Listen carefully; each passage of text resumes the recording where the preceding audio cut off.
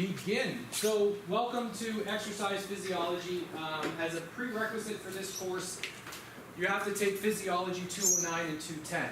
So, for that reason, and in the fact that there are other kind of courses that you will take as undergraduates here, we cover things like exercise metabolism and bioenergetics in greater detail. For example, exercise metabolism. We're really just going to move into the control of bioenergetics, not going through detailed description of all the Krebs cycle.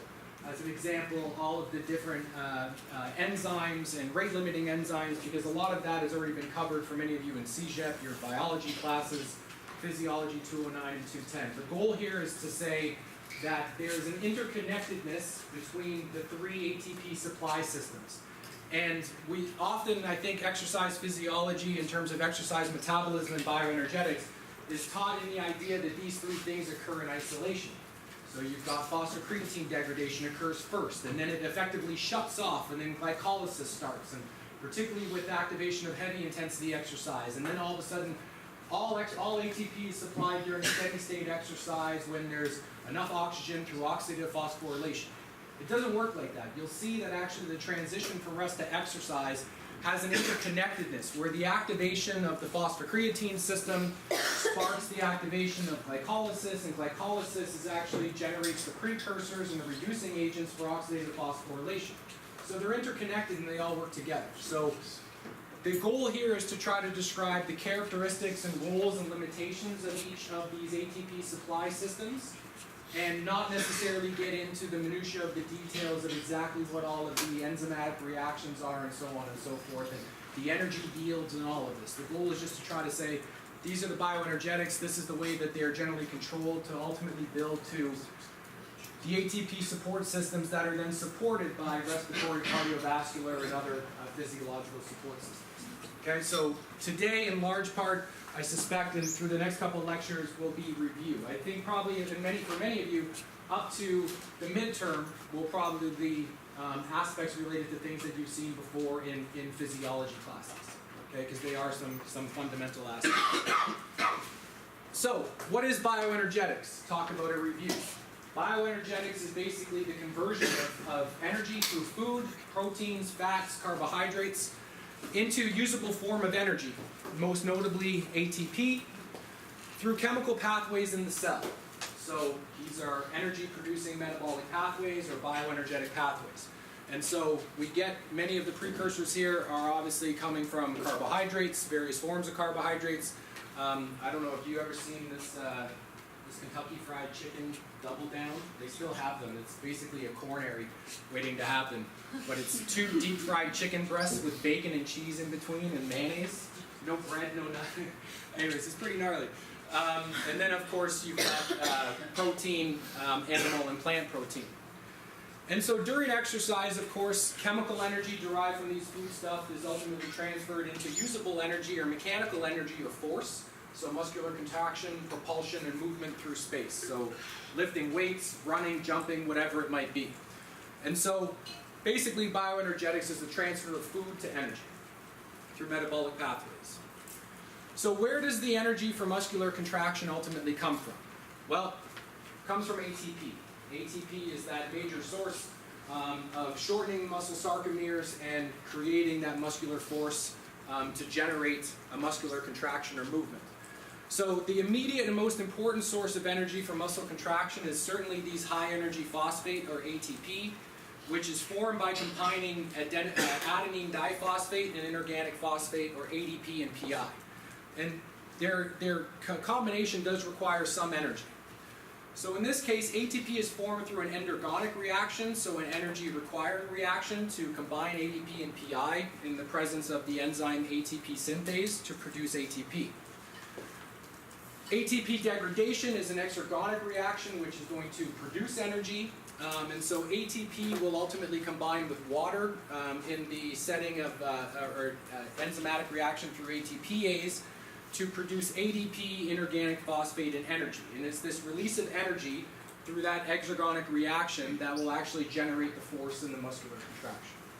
So again, relatively straightforward things that you've all seen numerous times before. So in terms of bioenergetics, there's really three interconnected metabolic pathways in the cells that are responsible for matching ATP supply to demand. So if ATP is that proximate source of muscular contraction and force development, we have to look at it as a regulated variable.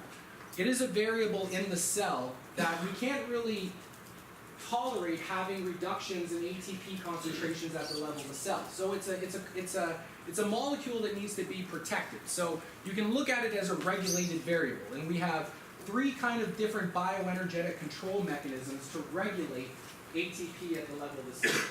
So we're going to view ATP as a regulated variable, and I'll show you a slide later that actually shows that ATP supply and demand is relatively well met all the way through to near maximum exercise, such that ATP concentrations in the cell stay at near resting levels. So there's always an immediate supply of ATP at the level of the muscle to generate force.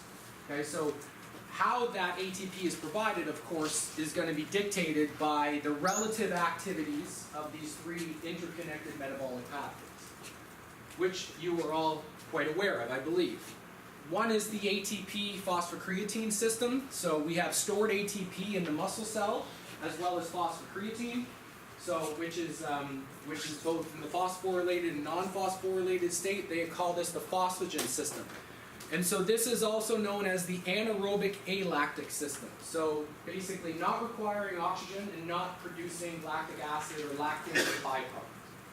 Okay, so this is a very immediate energy source that has a role of kind of protecting ATP at the site of muscular demand during very heavy intensity exercise in that very immediate rest to exercise transition. Okay? So it forms ATP through the degradation in large part of phosphocreatine, and it uses stored ATP in the muscle as kind of an immediate buffer, right? But we don't have much of these stores. It's part of the reason why we do creatine loading. The idea is to try to pack creatine into the muscle at a higher concentration such that for high energy or high power output activities, you can draw on a larger phosphocreatine pool to generate these large bursts of heavy intensity muscular contraction before it degrades. Okay, and then you have to rely on glycolysis, but glycolysis has a byproduct of what? What do you hear about lactic acidosis, right? So lactic acid is a byproduct of glycolysis. So when you activate glycolysis, it supports high energy ATP turnover, but at the expense of basically fatigue causing metabolism, right? So it produces lactic acid. So lactic acid dissociates into a lactate ion and a hydrogen ion. So it's actually the hydrogen ion that's bad. It's not the lactate. Lactate appears in the blood as a marker of exercise intensity, but it's the dissociation of lactic acid that is produced when pyruvate is not able to be used by the electron transport chain or the mitochondria that ultimately will translate into intracellular acidosis and a compromisation of contractile muscle function. Okay, so there's a whole series of events. So glycolysis is good, but it has a limitation, which is fatigue, the production of fatigue-causing metabolites. So glycolysis, therefore, is also not requiring oxygen. It is a non-oxygen dependent energy metabolic process, but it does have a byproduct of lactic acid. Okay? And so it forms ATP through degradation of blood glucose or muscle glycogen. And if glucose is the precursor, it generates slightly less ATP than if muscle glycogen is the precursor, because glucose needs to be degraded first. Muscle glycogen already has a certain form of degradation. And then we have what is kind of the holy grail of bioenergetics, but it has limitations. It's sluggish, it's slow, it doesn't support high power output activities, but it can be sustained for a very long period of time, is oxidative phosphorylation. And so this is that metabolic pathway that we would ideally like to activate as quickly as possible so that we can support sustained exercise and delay the onset of fatigue or performance limitation or exertional symptoms related to the accumulation of metabolites around sensitive nerves that communicate to the brain and that you can perceive, right? You don't perceive muscular pain without nerves that communicate some state of the muscle to the brain. Right? So you have various afferent nerves that communicate to the brain that are processed and the amygdala and limbic and paralimbic structures that result in, oh, my legs are sore. Oh, that burns my hand. Oh, this is, a very powerful muscular contraction. So you can perceive effort, and those ultimately originate at the periphery. Right? So to try to keep those kind of metabolic signals in check and limit our ratings of perceived exertion or muscular discomfort, we would like to have the majority of energy produced through oxidative phosphorylation. And again, oxidative phosphorylation actually requires or relies on the activation of these two metabolic pathways to become energized or to turn on. And so they never occur, they never operate in isolation. They actually need to occur together because they signal the activation of each other. So again, this is a sustainable form of ATP production that utilizes oxygen. And this occurs obviously in the muscle mitochondria and along the electron transport chain. So in moving forward, I think it's important to try to anchor this whole class very much into the stuff that I'm going to come back to, is trying to identify what a performance limitation is. Okay? So we hear a lot about things related to central fatigue and peripheral fatigue. I don't think we have time to go into central and peripheral mechanisms of fatigue. So basically peripheral fatigue is when the muscle won't contract, and central fatigue is when the brain is not sending information to the muscle to contract. Right? So there's central fatigue is when there's a limitation of the brain communicating with the muscle, and peripheral fatigue is effectively when the muscle can't take that neural information from the brain to contract properly. So very, very simplistic view of central and peripheral fatigue. With respect to time, I think that those type of debates, what are central and peripheral limits of fatigue, are maybe a little bit more advanced kind of concepts for upper year exercise phys. For now, we'll define a performance limit and discuss what it is, which is basically the demands of exercise cannot be met by the muscle itself. So when you need to generate 400 watts of power and your muscle can only generate 390, you've reached a performance limit, right? If you walk into a store and you walk into McDonald's and you order food, you got $10 in your pocket and it's $12, there's a limitation to what you can buy. You can only spend $10. So there's basically a limitation to what the muscle can afford. When the demand is higher than the muscle's capacity, you've reached a performance limit, regardless if that's central or peripheral fatigue. So regardless of the mechanism, when the muscle can't support the demands of exercise, you've reached a performance limit. You would have to slow down. You'd have to decrease the power output, right? Therefore, you're compromising your performance relative to somebody who could keep exercising at 400 watts indefinitely. So we'll try to anchor that in the context of a concept and then what we would call constant load exercise and incremental exercise, and try to anchor this concept of a performance limit. So we'll define human performance. I think it's important to ultimately try to identify what is the challenge to homeostasis in the context of exercise, and we'll do this for the physiological support systems as well. What is the fundamental? You hear a lot about, oh, my cardiovascular system is limiting exercise. And that's true. The cardiovascular system is a major determinant of exercise limitation in a healthy individual. But the layers of complexity to that are interesting, because you've got regulated and controlled variables. Fundamentally, and we'll get into this, but the true performance limitation on the cardiovascular side is that, have you ever heard of the arterial barrel reflex? So basically blood pressure regulation. With exercise, every time you exercise a little bit more intensely, blood pressure demands go up and up and up and up in an intensity-dependent manner, actually in a feed-forward manner.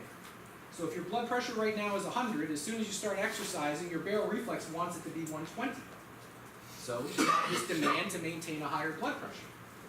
Your systemic arteries are what dictate your blood pressure, so your blood volume and the size of your systemic arteries.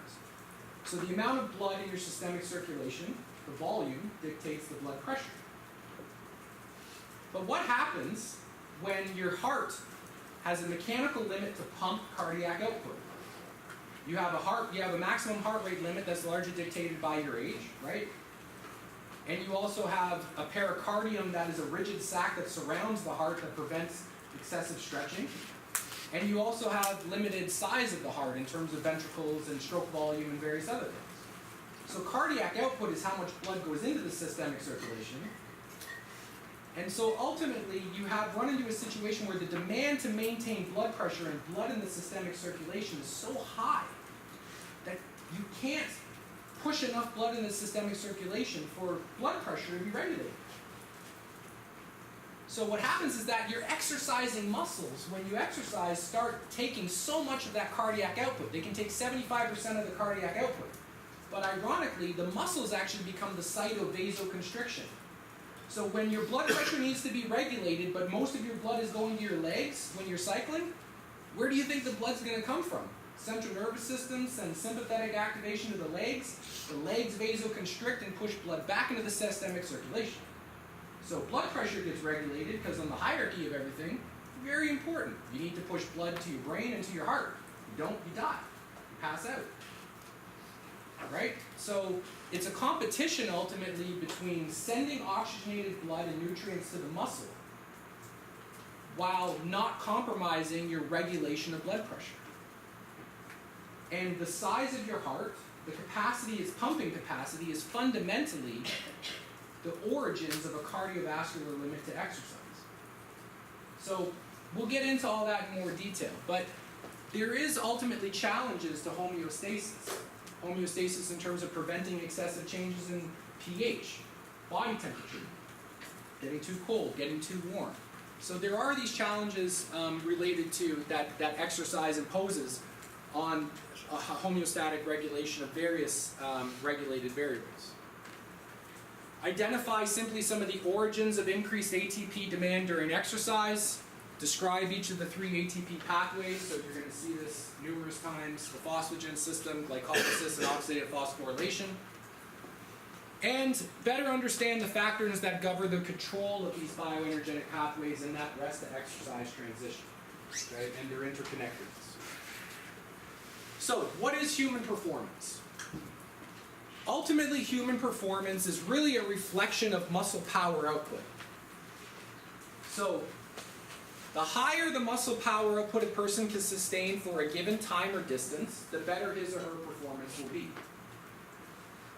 So, if one of the hockey players, one of the hockey players can sustain 400 watts of power on the bicycle for, say, 30 minutes, for a given period of time, we get on the bike, they can do 400 watts at 30 minutes, I can do 350 watts at 30 minutes. Their performance will be better than mine because they've sustained a higher power output for a given period of time. Another way to look at it is that can you sustain a given power output for a longer period of time?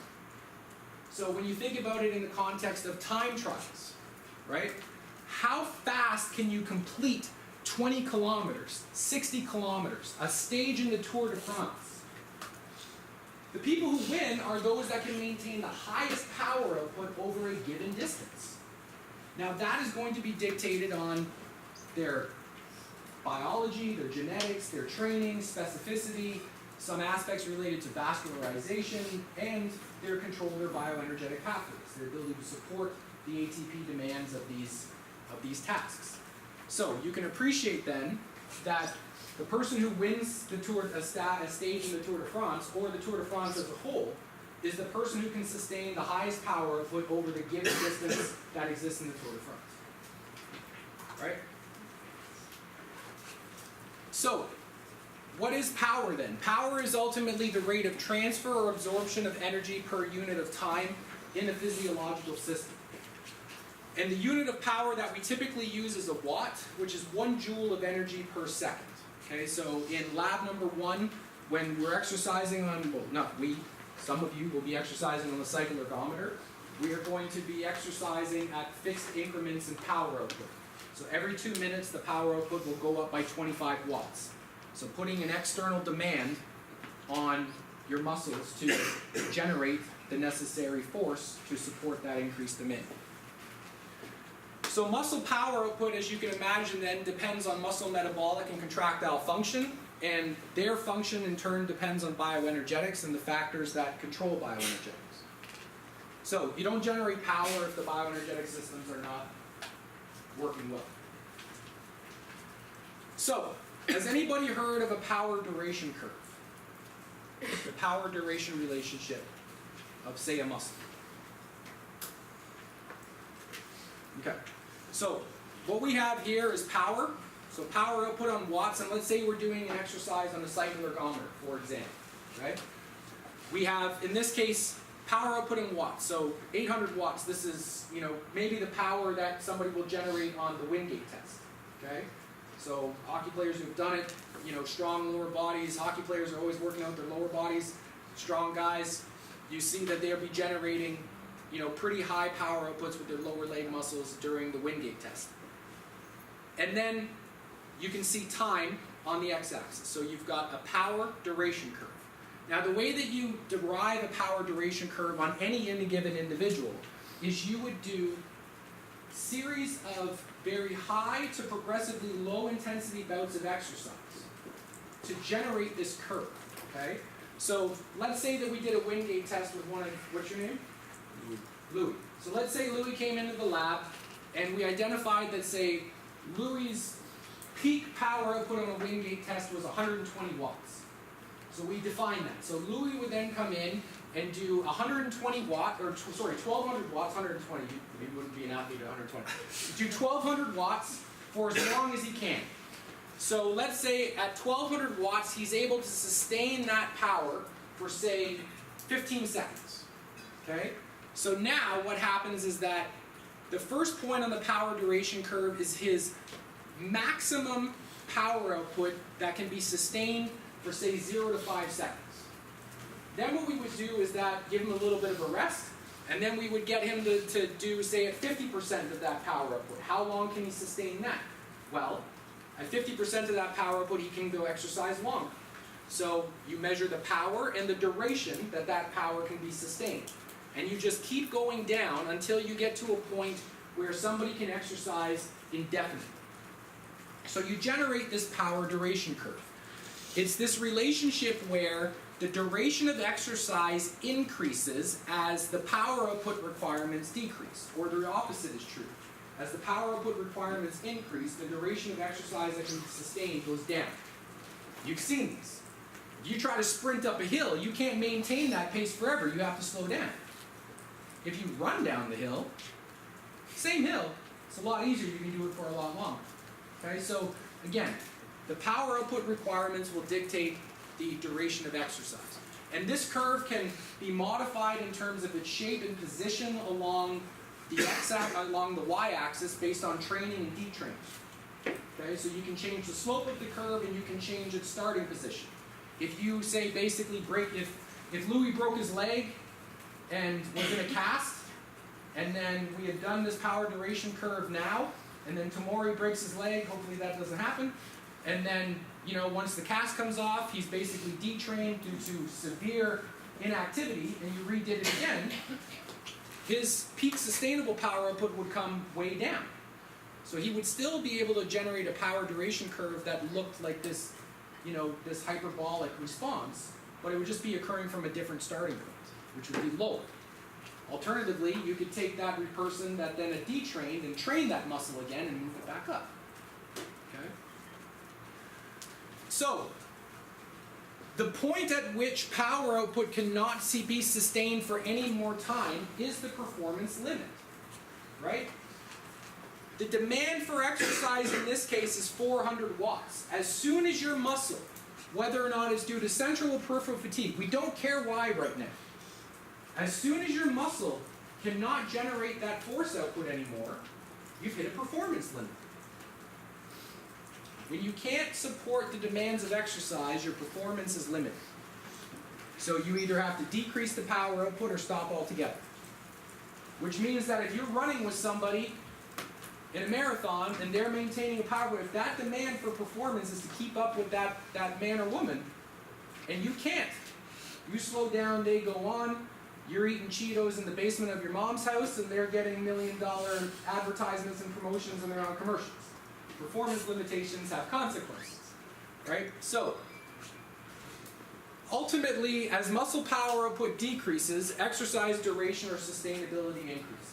The goal is to, in terms of performance, is to try to maintain the highest power output for the longest period of time. Yeah? I just had a quick question question regarding the comment. Sure. For like the marathon example, Yeah. would that be irrespective of like fatigue as well, like the performance limit, or is that just something that like could tie in with fatigue as well? So can you clarify your question a little bit more? Yeah, because you said like performance limit is like irrespective of central or like muscular fatigue or field fatigue. So I'm saying, so I get your question. I'm saying whether or not the cause of the performance limit, your inability to sustain that power output, is due to central and or peripheral factors doesn't matter right now. I'm saying is that the performance limit occurs when you can't sustain the power output that is required of the exercise, regardless of the mechanism of that fatigue. Is that okay?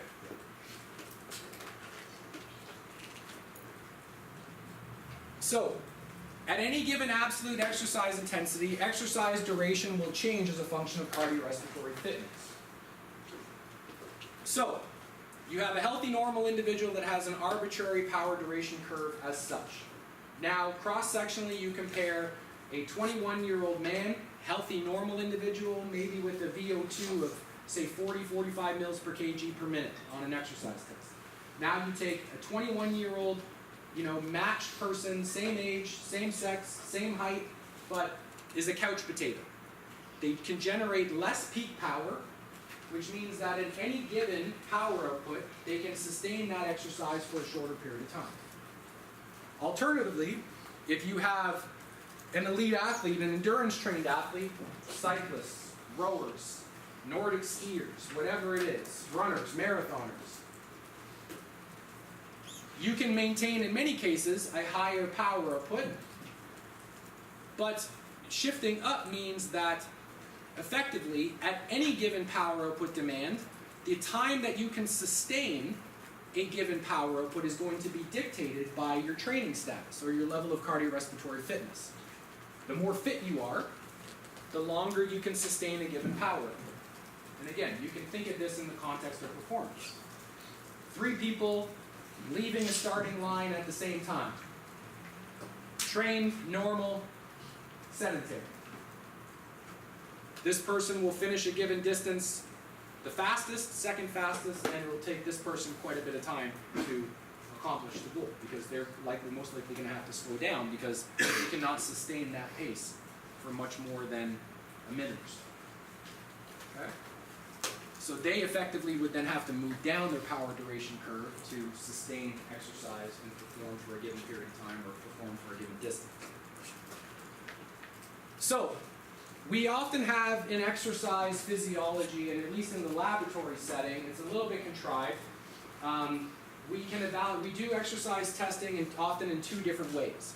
So we do what we call a constant power output or constant work rate exercise test, where we ask somebody to exercise usually at a fraction of their peak power output for as long as they possibly can.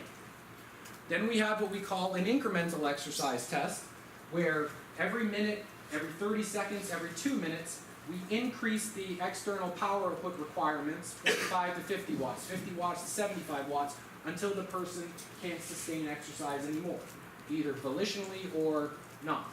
Okay? So, during a constant load exercise test, here we're going to look at the fractional peak power. Okay, so now this would basically normalize it to all of us. If my peak power is 1,000 watts and yours is 500 watts, my 1,000, your 500, we're at 100% of our respective maximum power outputs. Okay? So, again, we're looking at a power duration curve here. So now let's say, for example, we have a dashed line, which is the peak power output that can be performed. And I'm going to show you in an animation the solid line, which is the peak power output that's required to perform the given task. So let's say, for example, the performance limit is reached when basically these 2 lines intersect, okay? When you cannot sustain the requirements or when the muscle cannot support the demands of the given exercise task. So this is ultimately fatigue or performance limit, regardless of if it's central or peripheral at this point. So let's say, for example, that you wanted to exercise at 75% of your maximum capacity at a constant load. So you have a maximum power output of 100 watts. Somebody comes in and say, I want you to exercise at 75 watts for as long as you can. Now that's a relatively high intensity, fractional intensity. So what happens is that progressively over time, your ability to perform exercise declines as the muscle fatigues. Okay, so the muscle is building up metabolites, accumulating these factors that are going to compromise contractile and metabolic function. And so when the demand of exercise is 75%, eventually the capacity of the muscle to support that power output demand will intersect. And this will dictate, ultimately, how long an individual can exercise at 75% of their peak power output. So, when the demand of exercise intersects with the muscle's capacity to support that demand, you've reached a performance limit. If you then, and again, if you look at it here on this power duration curve, that's essentially like your muscle is declining in its ability, and this is the time that you can support that given power output. So the slope of this dotted line here and the peak power output that can be performed, I'm going to use this as an indication of the rate of reflection of peripheral muscle fatigue development. So the steeper the line, the earlier you're going to reach a performance limit. The less steep the line, the longer it's going to take you to reach a performance limit. So in the first case, performance is impaired. In the next case, performance is enhanced. So if you were to exercise at 50%, the muscle will decline in its capacity to generate force, but at a lower fractional power output, it will take you longer to reach this performance limit, where the muscle can no longer support the demands of exercise. And if you were to do 25%, which is like walking, as an example, of course, you can walk indefinitely. You'll never reach a performance limitation, at least not as a healthy individual, okay? So, let's then transfer this to an incremental exercise test, where instead of asking somebody to exercise at a fixed power output, we ask them to exercise at progressively increasing power outputs. So in this case, we go from, again, a fractional power output of 100%, which could be sustained for only a couple of seconds. And what happens is that as the muscle progressively fatigues with time during exercise, the increasing demand to perform activity rises, and eventually we hit a point of intersection where your peak incremental or maximum power output is going to be dictated by how quickly your muscles fatigue, and in many ways that's going to be dictated by central factors as well as peripheral factors, how quickly the bioenergetic pathways that are dictating the nature and source of ATP production and the accumulation of fatigue-causing metabolites. And so if you are able to sustain a very high power output, you have a relatively slow rate of fatigue development. If you can sustain a relatively low power output, of course you reach performance limit quite early. So let's say, for example, in this exam, that here you have your healthy normal individual. Now, if you had a sedentary or detrained individual, let's say that this individual person, again, broke their leg and detrained for 3 months, and then you did an incremental exercise test again. That muscle will be more susceptible to fatigue. Muscle mitochondria have declined, mitochondrial enzymes, I'm sure, have decreased. Capillarization of the muscle has deteriorated due to physical inactivity. A lot of biomechanical, bioenergetic pathways are going to be modified. And so what happens is that the muscle will fatigue at a faster rate, and therefore you will reach a performance limit at an earlier time or a lower peak power output. Alternatively, if you went from, then you took that person again from having normal legs to being casted, and then you train them again, you would then be able to decrease or delay the rate of development of muscle fatigue, and it would take a longer period of time, and you would achieve a higher power output once your muscle is no longer to support the external demands of exercise. So you reach a performance limit later, so your performance is better. So I'm belaboring all of this because you will see these kind of concepts come back in later lectures. Okay? I think so. Again, it might seem a little bit turgid right now, but we'll come back to this, setting a foundation for understanding as we go on into cardiovascular, respiratory, and so on and so forth. Okay? So, homeostasis. The challenge to homeostasis in exercise. Again, we know that homeostasis is the ability or tendency of an organism to maintain equilibrium of the internal environment through adjusting various physiological processes. Certain variables in the internal environment must be kept within very narrow limits for the function or survival of the organism. These things include, for example, body temperature and pH. Temperature and pH dictate protein conformation, folding patterns and stuff, and if the proteins don't work properly, muscles don't work properly, and you die. So we need to have some form of homeostatic regulation. The challenge to homeostasis in exercise really originates in the contracting muscle in the form of increased demand for ATP to provide muscle force production. So ATP then is kind of that homeostatically regulated variable. We can't compromise the amount of ATP in the cell, because if ATP concentrations increase, we can't generate force. So there has to be mechanisms in place to protect ATP at the site of ATP demand, which is actually at those contractile proteins, okay, in the muscle. So during exercise, if we go from seated to, say, exercise or resting to exercise, we know that there is an immediate step increase in ATP demand. So as soon as you do that, there's a requirement for muscle force production that is incredibly fast and proportional to the intensity of exercise. The more vigorous the exercise, the higher demand for ATP. So we need to have systems that are very sensitive to ATP demand, that are very fast, that can buffer and support the turning on of other ATP support systems. So again, we have stored ATP and phosphocreatine that can produce ATP very quickly, but they can't be relied on for very long. So their activation would signal the activation of other physiological support systems to maintain homeostasis, glycolysis and ultimately oxidative phosphorylation. So during exercise, intercellular ATP concentrations must be maintained or regulated within very narrow limits to support muscle force production. So ATP supply must equal demand. ATP demand is immediate and intensity dependent. So we have to have supply mechanisms that are equally as fast and equally as responsive. So increased ATP demand to support muscular contraction at the onset of exercise, again, is supported by those three metabolic pathways, which we will start to describe in more detail.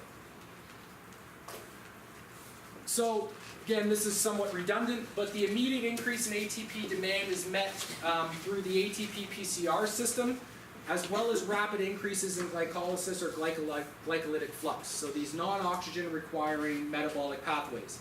One that doesn't, and one that does produce lactate as a byproduct.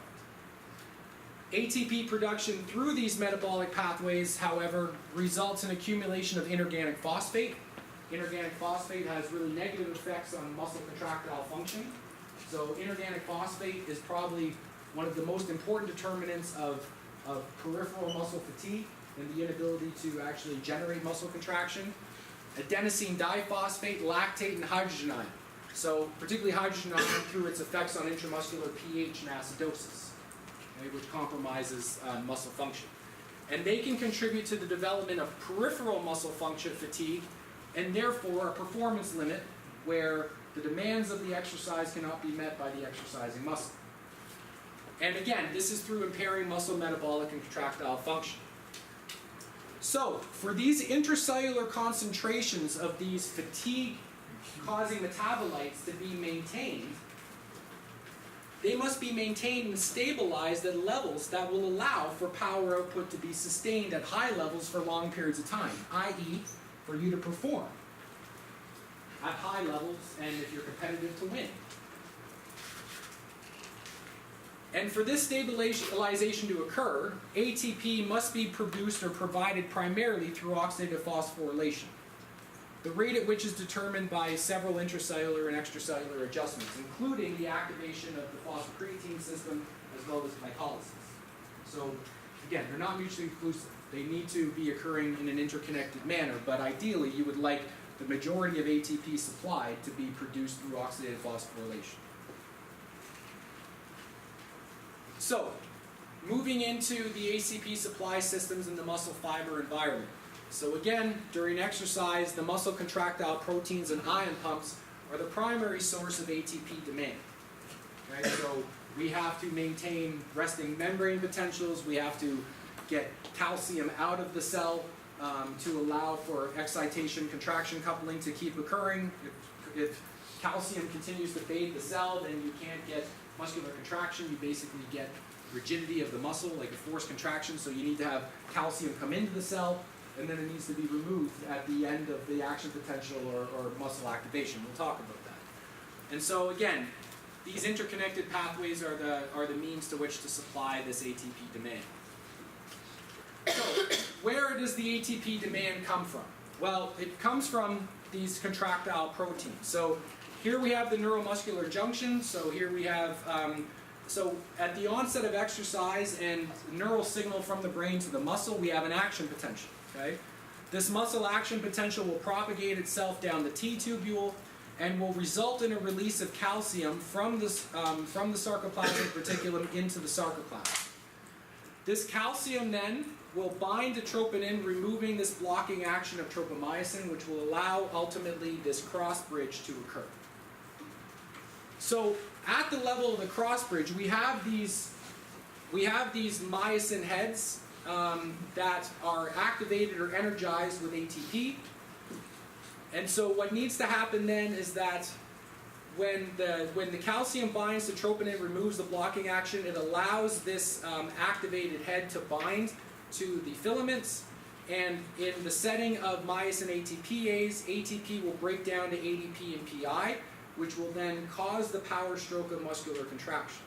So we need to re-energize that head there with ATP. So obviously the most important site or site of ATP demand is the muscle contractile protein itself. The need to generate ATP or utilize ATP for the power stroke and to shorten the sarcomeres and generate a muscular contraction. Okay? So, one site of ATP demand is of course to generate the cross bridge and the muscle shorten. We also have these sodium-potassium ATPase pumps which help to maintain a negative membrane potential. So, at the end of a muscular contraction and when the neural signal has ceased, basically what happens is that we have to have ATP or energy to export 3 sodium ions out of the cell and 2 potassium ions into the cell to maintain or to reestablish a negative membrane potential, which then will reestablish the muscle cell for depolarization again. So basically, it will repolarize the muscle cell for subsequent depolarization. So we have to have ATP or energy to create this gradient of ions and to pump sodium out of the cell and potassium in to maintain this electrochemical gradient and the negative resting energy and membrane potential. So ATP is required in the maintenance of that membrane potential. And third, we have these calcium ATPase pumps. So at the level of the cell here again, muscular contraction is going to continue as long as calcium concentrations in the sarcoplasm remain high. So we have to have a release of calcium from the sarcoplasmic reticulum to remove the binding of troponin and blocking that blocking action to allow the power stroke to occur. But at the same time, we need to get calcium out of the cell to release that attachment and allow for the muscle to contract again and go through excitation, contraction, coupling. So when neural activity ceases, calcium is actively, so through the utilization of ATP, removed from the sarcoplasm through these calcium ATPase pumps, and this will reestablish the blocking action of tropomyosin, which will result in skeletal muscle relaxation. So consequently, the sarcoplasmic calcium concentrations are kept very low, except immediately after action potential to remove that blocking action of tropomyosin and allow contraction to occur. So during heavy intensity exercise, the need to kind of remove calcium from the sarcoplasm and the ATP demands and these pumping action can actually require about 25% of all ATP production to operate effectively. So is removal of calcium from the sarcoplasmic reticulum, or from the sarcoplasm during heavy intensity exercise is a pretty big source of ATP requirements during exercise. So that's just there as a reference. So moving in a little bit again, without going through the particular details, we'll move into two of the energy support systems today, describing their characteristics, their roles, and their limitations. So first is the ATP and phosphocreatine system, or the anaerobic alactic system. So here we have basically the contractile proteins, the actin and myosin, and the cross bridge generates force. ATP is the source of that force production, produces ADP and PI. So we have basically, at the onset of exercise, remember, we have an immediate step increase in ATP demand. When ATP is a regulated variable, it really is not changing in the rest of exercise transition, so we have to have factors that are protecting that ATP at the site of these contractile proteins. So the first source of that ATP is actually stored ATP. We have ATP in the muscle cells in very low concentrations that can support this immediate force production in the rest of exercise transition, but it's at very low concentrations and can't be sustained for much more than a couple of seconds. So the stored ATP can be utilized in the immediate demand for muscle force production. So this is the stored ATP component, very small component. The second is the phosphocreatine levels. And so phosphocreatine can combine with ADP in a reaction catalyzed by creatine kinase to produce ATP and creatine as basically a byproduct. And so phosphocreatine can then combine to produce ATP in a very rapid reaction as well, particularly when the ATP stores are compromised. And so the characteristics of this system, as you can imagine, are that it's an extremely rapid rate of reaction because the product is right there, immediately available to it.